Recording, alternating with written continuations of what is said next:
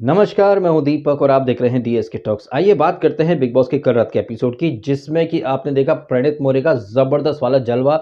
अकेला प्रणीत मोरे कैसे भारी पड़ गया है एक पत्थरबाज के ऊपर और एक ढोंगी चुड़ैल के ऊपर। ये ढोंगी चुड़ैल और ये पत्थरबाज, जिन्हें कि लगता है चीखना चिल्लाना रोना धोना या फालतू के कलेश करना ही एंटरटेनमेंट होता है, इन दोनों ही बेवकूफ लड़कियों की जो बोलती बंद करी ना प्रणीत मोरे ने, भाई साहब मजा आ गया। और मुझे तो तरस आ रहा है तान्या मित्तल और इस फरहाना पत्थरबाज की बुद्धि के ऊपर।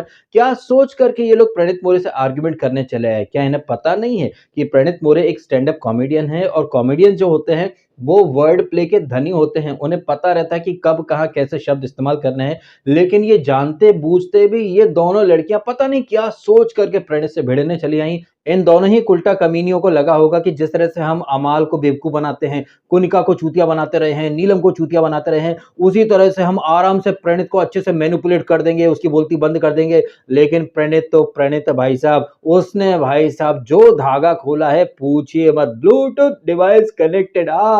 चलो शुरू करो, तुम्हारा तो यही काम है, मेकअप लगाओ, 9 बजे से 6 बजे तक कलेश काटो, कलेश करने के लिए बैठ जाती हो। ना सिर्फ यहाँ पर बल्कि जब टास्क शुरू हुई थी और टास्क का पहला ही राउंड था जहां पर कि प्रणीत मोरे जबरदस्त तरीके से वो बोरियों में भूसा घास भर के लाता है, हेल्पर बनता है, और फिर जो तान्या मित्तल के साथ इसने जो कर्मा का सर्कल कंप्लीट कराया, भाई साहब मजा आ गया देख करके। और यहाँ पर तान्या मित्तल को देखिए भाई साहब, इतनी भोली बनने की एक्टिंग कर रही है कि प्रणीत तो मुझे धोखा दे दिया, प्रणीत तो मुझे धोखा दे दिया। धोखा वो क्यों ना दे तुम्हें, तुमने उसे नॉमिनेशन में उसका नाम डाला है और सामने वाले को नॉमिनेट करने के बाद अगर तुम ये सोच रही हो कि भाई सामने वाला तुम्हारे लिए जी जान से खेलेगा, तो भाई तुमसे बड़ा कोई चूतिया है नहीं। लेकिन यहाँ पर अपने ब्लंडर देखने के बजाय तान्या मित्तल तो अलग तरह का रैंडम रोना शुरू करती है, तो धोखा दे दिया, तुम चीटर हो, तुम चीटर हो। जबकि देखा जाए ना तो इस सीजन के अंदर चीटिंग की या फिर अनफेयर जाने की शुरुआत तो इस गेलचोदी ने खुद ने करी थी। इस सीजन के वीक नंबर 1 में जो कैप्टनसी टास्क हुई थी, वहां पर इस गर्दुल्ली को संचालक बनाया गया था और जैसे ही इस गेलचोदी को वहां पर संचालक बनाया गया था, इस गेलचोदी ने वहां पर भरपल्ले चीटिंग करी थी।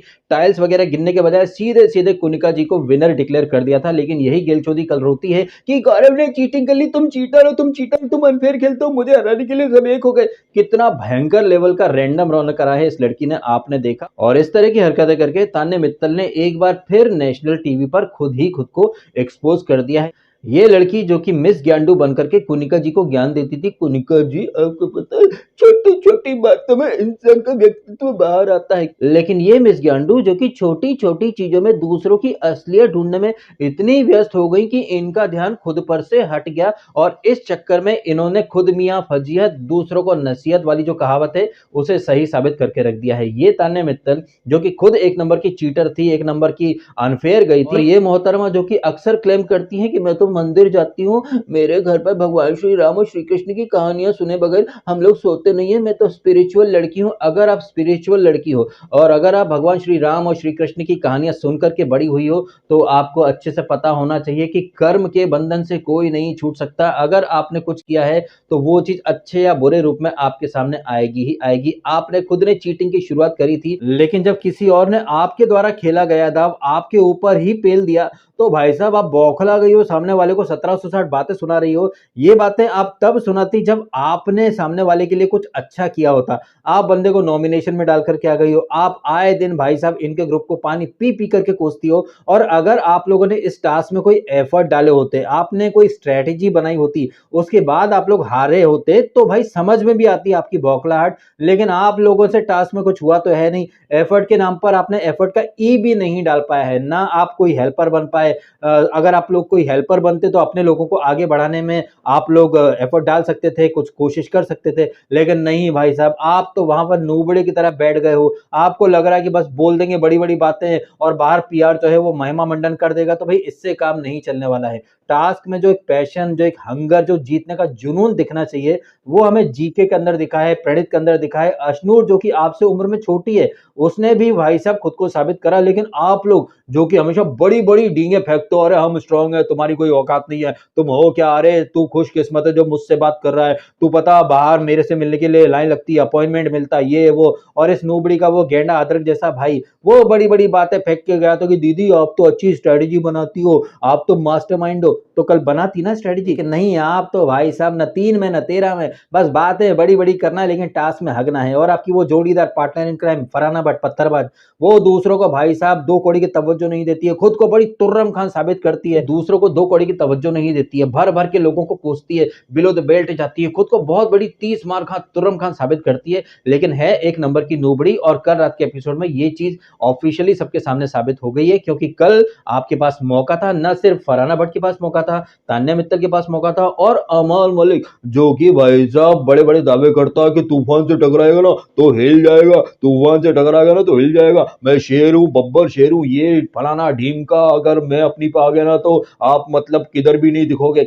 बड़ी बड़ी बातें, लेकिन वड़ा पाव खाते वाला फंडा दिखाया है अमाल मलिक ने। ये अमाल मलिक जो क्लेम कर रहा था कि मैं तूफान हूं, तूफान से टकराएगा, तो झोपड़ी के कल दिखाता ना अपना दम। किसी भी राउंड में भाई तुम हेल्पर तक नहीं बन पाए हो, टास्क जीतना तो दूर की बात है।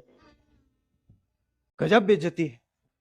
अब एक तरफ है हमारे सामने 300 लूजर्स बोल दीजिए, 3 क्राई बेबीज बोल दीजिए, जो कि टिकट टू फिनाले जैसी इतनी महत्वपूर्ण टास्क में भी कोई एफर्ट नहीं डाल रहे हैं। वहीं इनके सामने आप देखिए 3 लोगों को, जिनमें से एक तो 21 साल की लड़की है जिसका नाम है अशनूर, जिसे कि ये तान्या और फरहाना 2 कौड़ी की तवज्जो नहीं देते। लेकिन कल इसी अशनूर कौर उर्फ कॉपी पेन ने भाई साहब हर राउंड में दम दिखाया है। वो हेल्पर बनती है, वो टास्क में शिद्दत से परफॉर्मेंस देती है। भाई साहब इसको बोलते हैं छोटा पैकेट बड़ा धमाका। बातें बहुत कम करती है वो, लेकिन कल उसने अपने एक्शन से सबकी बोलती बंद कर दी। तो जहां एक तरफ अशनूर जो कि सबसे छोटी है उसने दम दिखाया, वहीं जीके बाबू यानी कि गौरव खन्ना जो कि कुनिका जी के जाने के बाद अभी सबसे उम्र दराज कंटेस्टेंट है, लेकिन उम्र को पीछे छोड़ करके यहाँ पर जीके ने जो चुस्ती फुर्ती और जो अंदाज दिखाया है और जो हंगर दिखाई है ना भाई साहब, पूछिए ही मत। और ये जो हंगर दिखाई है जीके बाबू ने, जीत का जुनून दिखाया है और जो शिद्दत से उन्होंने टास्क में परफॉर्मेंस दी है, इसे देख करके लग रहा है कि जीके बाबू इसी मोमेंट के लिए अपनी एनर्जी को, अपना जो पैशन है उसे बचा करके रखना चाह रहे थे।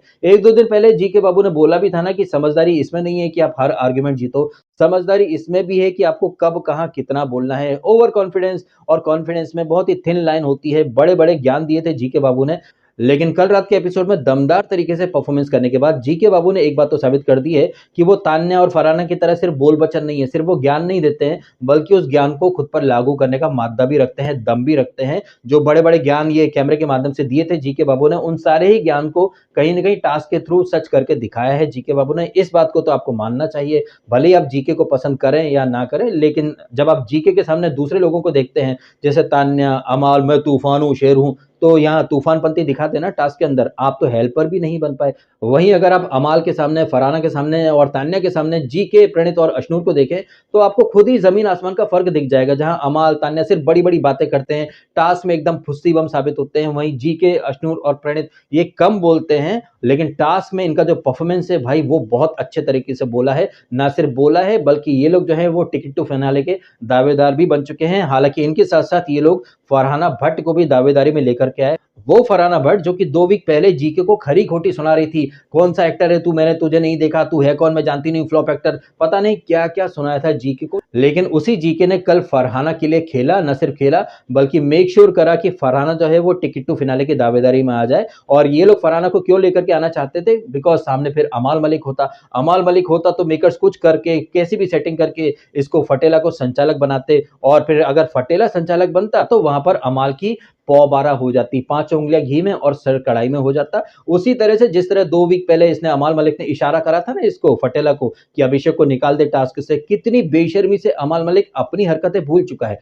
ये अमाल मलिक जिसको कि रोहित शेट्टी जब आए थे होस्ट बनकर के 1 वीक पहले, तो उन्होंने भी आईना दिखाया था कि हमने टॉप एंगल से सब देखा है कि तुम कैसे इसको, फटेला को इशारा कर रहे थे। कहने का मतलब ये है कि अमाल, अगर आप चीटिंग करो, आप अपने दोस्तों को इस्तेमाल करो टास्क में, या फिर आपके दोस्त आपके लिए खेले तो सही है, लेकिन जीके, अशनूर और प्रणीत अगर अपनी दोस्ती के लिए खेल रहे हैं तो वो चीटर हो जाते हैं, वो अनफेयर हो जाते हैं। कितनी बुरी तरह से इन लोगों के गुर्दे छिले हैं, और ना सिर्फ गुर्दे छिले हैं बल्कि इन तीनों ही ने साबित कर दिया है कि एक नंबर के सौर लूजर्स हैं। और सबसे बड़ी सौर लूजर तो भाई साहब ये तान्या मित्तल है, जो बड़ी बड़ी बातें करती है कि तेरी खुशकिस्मती है कि तू मुझसे बात कर रहा है, अरे मैं तो नंबर 1 मास्टरमाइंड हूं, मैं तो अच्छी स्ट्रेटेजी बनाती हूं।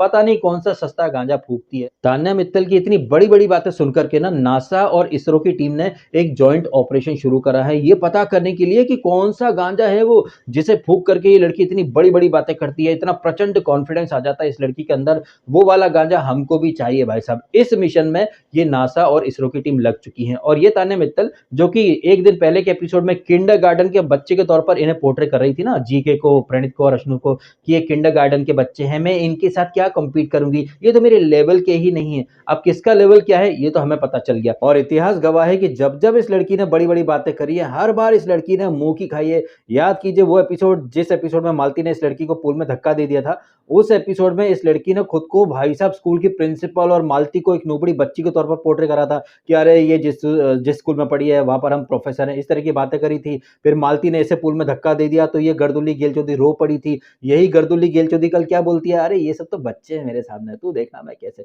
बड़ी बड़ी बातें करी और एकदम से हक के चली गई। लेकिन यही नोबड़ी लड़की भाई साहब कभी नहीं सुधरती है, हमेशा घमंड में उड़ती रहती है। और ये तान्या मित्तल जो कि एक दिन पहले ही इन सबको किंडरगार्टन का बच्चा बोल रही थी, कल रात के एपिसोड में रोशो रोशो मैं तुझे कहानी सुनाती हूँ रोशो, मेरे लोचो एक छोटी बच्ची थी वो ग्वालियर से आई थी। इसके बाद भाई बाकी जो कहानी थी वो मैंने म्यूट कर दी क्योंकि मेरे को सुनने में कोई इंटरेस्ट नहीं था। लेकिन यहाँ पर जो पॉइंट निकल करके आता है वो पॉइंट ये है कि ये तान्या मित्तल जो कि दूसरे लोगों को तो बड़ी जल्दी जज कर लेती है कि वो किंडरगार्टन के बच्चे हैं, वो तो मेरे लेवल के नहीं है, जबकि हकीकत में तान्या मित्तल तो भाई साहब इतनी छोटी बच्ची है जो कि शायद अभी किंडरगार्टन जाने के लायक भी नहीं हुई है। जिस तरह से वो मम्मा मम्मा मेरे को की जगह मेको ना सिर्फ मेको बल्कि एक दिन पहले के एपिसोड में जब ये मेडिकल रूम के बाहर बैठी थी ना, तो कैसे मतलब दूध पीते बच्चे की तरह